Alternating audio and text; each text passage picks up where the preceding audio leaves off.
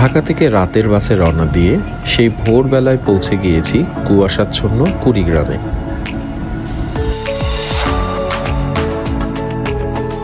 এত সকালে মায়ামিনের সাজু দাদা মায়ামিনের জন্য ফ্রেশ গাছের পেঁপে কেটে নিয়ে আসলো। আমার দাদাজান এখনো জীবিত রয়েছেন। বার্ধক্যজনিত কারণে অনেক সময় অনেককেই চিনতে পারেন না। তাই আমার বাবা আমার স্ত্রী এবং মায়ামিনকে পরিচয় করিয়ে দিচ্ছেন দাদার সাথে। দাদা মায়ামিনকে জিজ্ঞেস করছে সে কেমন আছে। অনেকদিন পর গ্রামে এসে আশেপাশে ঘোরার জন্য মায়ামিনের আর তর সইছে না। দেশি হাঁসের ডিম সকালবেলায় হাঁস পেরেছে তার বাসায়, সেটা কিভাবে কালেক্ট করে মায়ামিন সেটাই দেখছে। মায়ামিন তার ফুপু রুকাইয়ার সাথে ভালোই সময় কাটাচ্ছে। এরপর আমাদের গন্তব্য মায়ামিনের বাবার অফিস নাগেশ্বরীতে।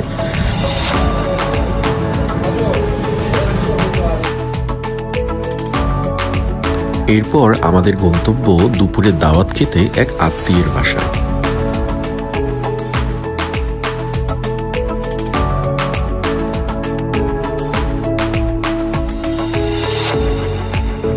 দুপুরে খাবার শেষে ছোট মামির সাথে দেখা করে আমরা বিকেলে ছুটছি নদীর পাড়ে।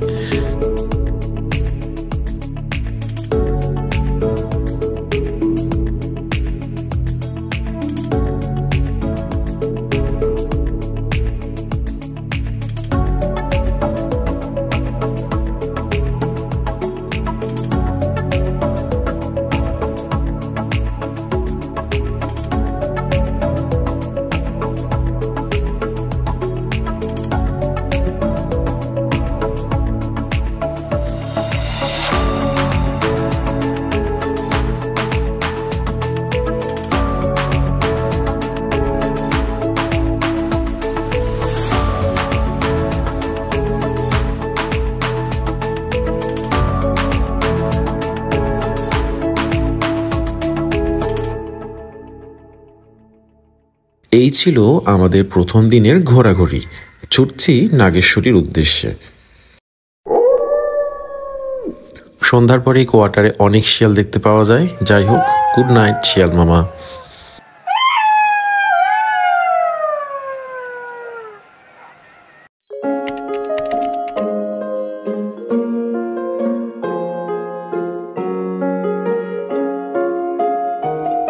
খুব সকালেই বের হয়েছি আশেপাশে কি দেখা যায়।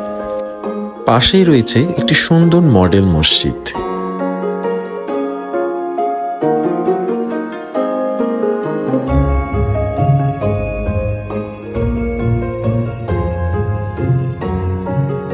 অবাক করা হলেও সত্য, আমি আমার জীবনের অন্যতম সুন্দর শীতের সকালের দৃশ্য এই জায়গা থেকেই অবলোকন করেছি।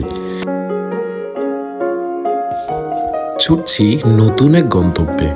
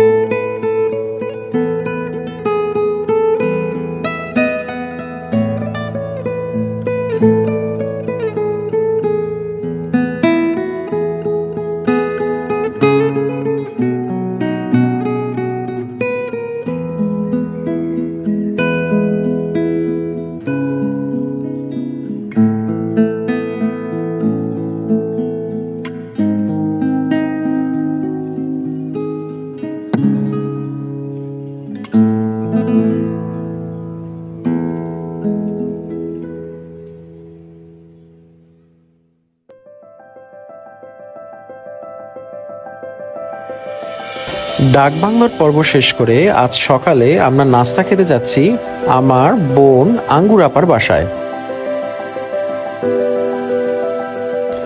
বাড়ির সামনেই চাতালে নতুন ধান রোদে শুকানো হচ্ছে।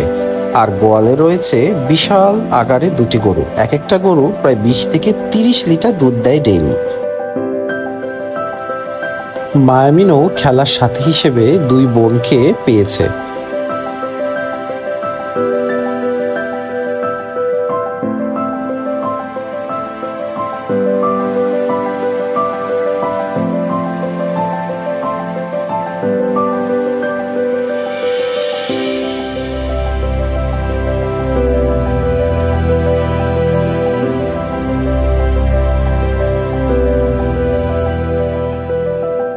নতুন ধানের শীষ হাতে পেয়ে মায়ামিনও খুশি।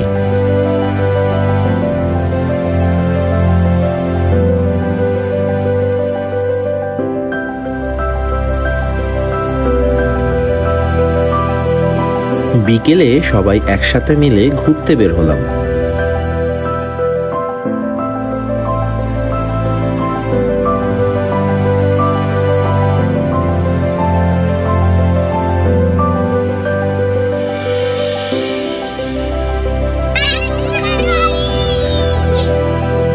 নাগেশ্বরীর পর্ব শেষ করে মায়ামিন চলে আসলো মায়ামিনের দাদু বাড়ি কুড়িগ্রামে।